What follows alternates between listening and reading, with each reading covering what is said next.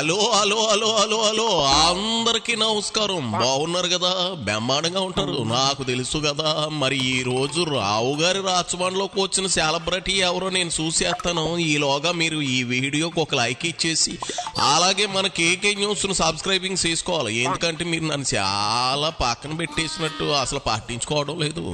రావు గారి రాచబండని ఎంకరేజ్మెంట్ చెయ్యండి అని అంటే ఎంజాయ్ చేస్తున్నారు తప్ప ఎంకరేజ్మెంట్ కనపడడం లేదు. అందుకనే మీరు కోతంతా ఆ వీడియోకి లైక్ ఇచ్చి ఎవరైతే కేకే న్యూస్ ని సబ్స్క్రైబింగ్ చేసుకోలేదో చేసేసుకోండి. మరి ఈ రోజు ఎవరు బాబు? ఓహో, పట్టపగలు కాకులు కావు కావు అంటుంటే కేవ్ కేవ్ అంటూ మొగుని కౌగులించుకుందట ఎనకడికి పడుచు పెళ్ళం. అలా ఉంది కోడిగుడ్డు మాజీ మంత్రి ఆమరం పరిస్థితి. అరే, అవంతి పార్టీకి రాజీనామా చేసిపోయాడు. లైట్ తీసుకుని పని చూసుకోవాలి కానీ ప్రెస్ మీట్లు పెట్టి మరీ అవంతిని తిట్టిపోయాలా? ఇక్కడే జగన్ మళ్ళీ పాత స్ట్రాటజీని వాడుతూ ఉన్నాడు. అప్పట్లో పవన్ కళ్యాణ్ ని తిట్టించడానికి అంబటి అవంతి పేరుని బొత్సాలను వాడేవాడు. ఎందుకంటే సేమ్ సామాజిక వర్గం కాబట్టి. ఇప్పుడు సొంత పార్టీ నేతలు చీ కొట్టి బయటకు వచ్చినా అదే స్ట్రాటజీ వాడుతూ ఉన్నాడు. మొన్న అంబటి, నేను బొత్స, ఇవాళ అమర్నాథం. సరే, ఈయన గారు చెప్పి సింగినాథం, జీలకర్ర, బొంగునాథం, ఫ్లూట్ కర్ర కథలేంటో చూద్దాం రండి. ఇదిగో అమరు, మోగించవో నీ డప్పు. అంటే మాట్లాడినటువంటి వారు వారు అధికారంలోకి, వాళ్ళు రాజకీయాల్లోకి వచ్చిన దగ్గర నుంచి వారు అధికారంలోనే ఉన్నారు. ఇప్పుడు మేము ఉన్నాం అనుకోండి, 2 సార్లు ఓడిపోయాం, ఒకసారి గెలిచాం. గతంలో 2014 నుంచి 19 వరకు ప్రతిపక్షం చూసాం, 19 నుంచి 24 వరకు అధికారాన్ని చూసాం, మళ్ళీ ఇప్పుడు ప్రతిపక్షంగా పోరాటం చేస్తూ ఉన్నాం. అంటే ప్రభుత్వం, ఒక రాజకీయ పార్టీ అంటే ప్రజా జీవితంలో అధికార పక్షం, ప్రతిపక్షం అనేటువంటిది సర్వసాధారణం. నాకు అధికారం తప్పి ప్రతిపక్షం అంటే ఎలా ఉంటుందో తెలియదు. దానికి 6 నెలల సమయం ఇవ్వాలా, సంవత్సరం సమయం ఇవ్వాలా అనేటువంటిది మేము కాదు నిర్ణయించాల్సింది. ప్రజలు నిర్ణయిస్తారు. ప్రజల తాలూకు అభిప్రాయాన్ని మా నాయకుడు నిర్ణయిస్తాడు. నాయకుడి ఏకపక్ష నిర్ణయాలతోనే 151 నుంచి 11కు డమాల్ మరి పాడ్డాం అనేదిగా అవంతి అంటుంది. ఎప్పటికీ అవే క్లాసులు, అవే నీకు 15,000, నీకు 18,000, నీకు 40,000 అనే డైలాగ్ మొనాటని వస్తా ఉంది జనానికి. మీ నేతలు కూడా చేత ముందు నాయకుడు అది మీ బాసును మార్చాలి. సేమ్ ఓల్డ్ క్యాసెట్లో అరిగిపోయేలాగా వేసేస్తే ప్రయోజనం లేదు కదా. సోషల్ మీడియాలో బఫూన్ గా మిగిలిపోతాడు. పీనాసోడి పెళ్లికి పచ్చడి మెతుకులు సంభావన అన్నట్లు కొత్త ప్రభుత్వం వచ్చి 6 నెలలు గడవక ముందే కార్యకర్తల దగ్గరకు వచ్చి ఏం పీకుతాడు? ఆహా, అసలు ఏం పీకుదావని ఇంకేదో అన్నావు అమరం. ఏముంటది? రాజకీయ నాయకుడు అన్నాక అధికార పక్షం, విపక్షం రెండు చూడాలి అన్నావు కదూ. మరి 2024 ఎన్నికల ముందు వైనాట్ 175 అన్నది మీరే కదా. పేతిపెచ్చం లేకుండా చూడాలనుకున్నది మీరేగా. అంతెందుకు, 30 ఏళ్ల జగన్ రెడ్డి సీఎంగా ఉంటాడని గొప్పగా ప్రగల్భాలు పలికిన నోటితో ఇప్పుడు ఈ మాటలు మాట్లాడుతూ ఉంటే వినడానికి యమ సమ్మగా ఉంది. చెప్పండి, 20,000 రూపాయలు సాయం అందట్లేదు, మాకు ఇబ్బంది లేదని చెప్పి రైతులను ఏమన్నా చెప్పమనండి. లేదా 3,000 రూపాయలు నిరుద్యోగ భృతి అందట్లేదు, మాకు ఇబ్బంది లేదని చెప్పి నిరుద్యోగ యువతని చెప్పమనండి. లేదా 1,500 రూపాయలు చెప్పినా ఇస్తామని చెప్తే నమ్మి మోసపోయినటువంటి మహిళలు చెప్పమనండి. అమ్మఒడి 15,000 రూపాయలు, ఈ పిల్లలు ఎంతమంది పిల్లలు ఉంటే అంతమందికి ఇస్తామని చెప్పినటువంటి ఆ తల్లులను అడగండి. సో ఇన్ని ప్రోగ్రామ్స్ చెప్పి ఏవి చేయకపోతే ఇంకా 6 నెలలు కూడా ఈయనకి సరిపోతే అయినా సరే బ్రహ్మాండంగా ఉందని అంటే మరి ఆయన ఏ ఉద్దేశంతో చెప్పారు? ఇప్పుడు ఈరోజు రాష్ట్రంలో మా పార్టీ తప్పితే ఏ పార్టీ అని అధికారంలో ఉంది, ప్రధానమైనటువంటి పార్టీ. సరే, కమ్యూనిస్టులు పక్కన పెడదాం. సో ఇప్పుడు మమ్మల్ని తిడితే ఏ పార్టీలోకైనా వెళ్ళిపోవచ్చు, ఏ పార్టీలోకి వెళ్ళినా అధికార పార్టీయే. ఆయన ఈ పార్టీలో ఉండేది 5 సంవత్సరాలు 8 మాసాలు. అవంతి శ్రీనివాస్ గారు 5 సంవత్సరాలు 8 మాసాలు ఈ పార్టీలో ఉన్నారు. 5 సంవత్సరాలు అందులో అధికారంలో ఉన్నారు. 6 నెలలు సైలెంట్గా ఉన్నారు. 2 నెలలు ఎలక్షన్ చేశారు. ఏంటి ఈ పార్టీకి కాంట్రిబ్యూషన్ చెప్పండి? అంటే మేము దేనికి బాధపడాలి? మాకేం నష్టం జరిగింది? మాకేం నష్టం లేదు. ఆయన వల్ల వచ్చిన లాభం లేదు, వెళ్ళిపోవడం వల్ల వచ్చిన నష్టం లేదు.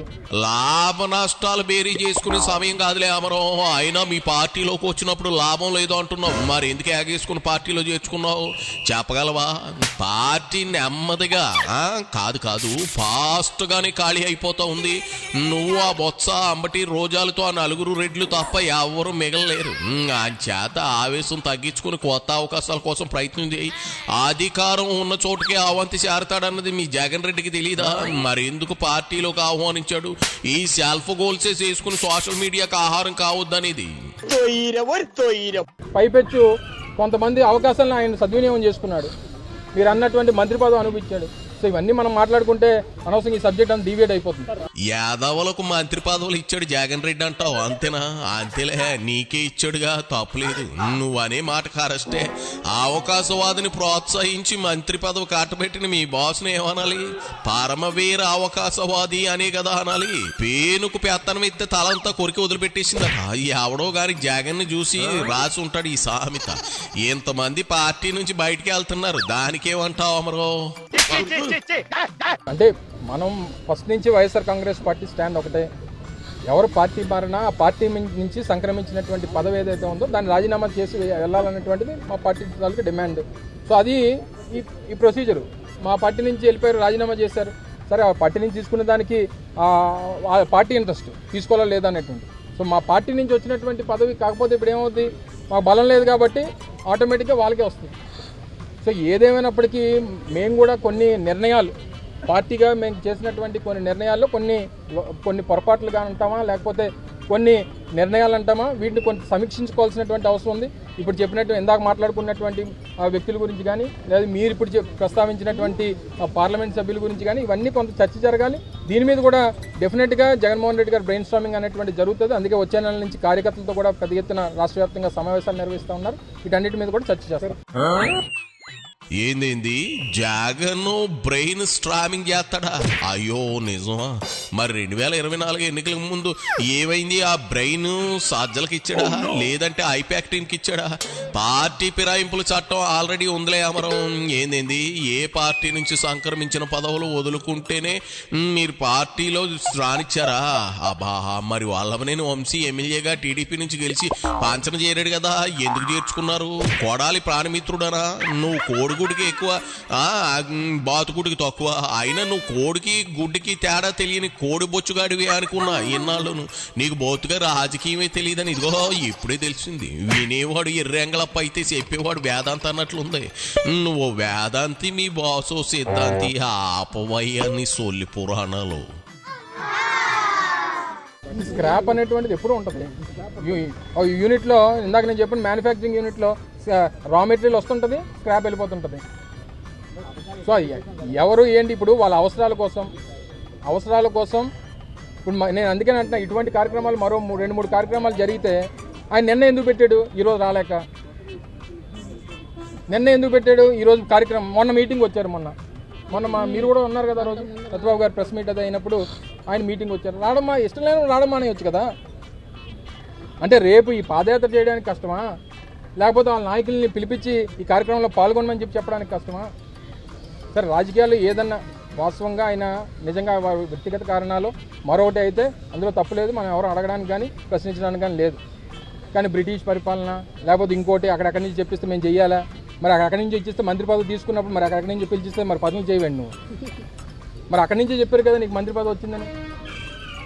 అక్కడి నుంచి పిలిచి మంత్రి పదవి ఇచ్చినప్పుడు మరి ఆ రూమ్లోంచి పిలిచినప్పుడు ఆ మంత్రి పదవి తీసుకోవడానికి మీకు ఇబ్బంది లేదు, కానీ అక్కడి నుంచి పిలిచి రోడ్డు ఎక్కి ధర్నా చేయమంటే మీకు కష్టం వచ్చిందా? నేనేం మాట్లాడితే మళ్ళీ మీరే లేనిపోని గురువుని తీసుకొచ్చి నాకు అంటగడతారు. మళ్ళీ నేతి బీరకాయలో నెయ్యి ఎంత ఉందో నీ మాటల్లో అంతే నిజం ఉందయ్యా అమరం. నీకు మంత్రి పదవి ఇచ్చాడని జగన్కి ఊడిగిని చేసేస్తానంటున్నావు, తప్పు లేదు. కానీ అవంతికి కూడా పదవి ఇచ్చాడు కాబట్టి పాలేరుగా బ్రతుకు అని అనడం కరెక్ట్ కాదు కదా. నడమంత్రపు సిరి నరం మీద పుండు ఎక్కువ కాలం నిలబడవయ్యా. ఇదిగో అవంతి మంత్రి పదవి కూడా 3-4 ముచ్చటాయి కదా అయింది. ఇంకా జగన్ బేవంలో బతికేస్తా ఉన్నట్టున్నాడు. ఎలా అయితే పార్టీ నిలబడడం కష్టమే కదా. అవంతి వైసీపీకి దూరం అయింది. ప్రతి వ్యక్తి నుంచి ఓ పాఠం నేర్చుకోవాలి, ప్రతి చర్య ఓ గుణపాఠంగా మారాలి. అప్పుడే రాజకీయాల్లో రానిస్తారు. లేదంటే నీలా కోడిగుడ్డు మీద ఈకలు బీక్కోవడమే. భయపడి పారిపోతా ఉన్నావుగా, పో, ఆగకు, వెనక్కి చూడకు. నీ జేయం జగన్ రెడ్డి భజన, ఆ భజనామృతంలో ములుగు తీయలేదు. వెళ్ళేలా అయిపోయి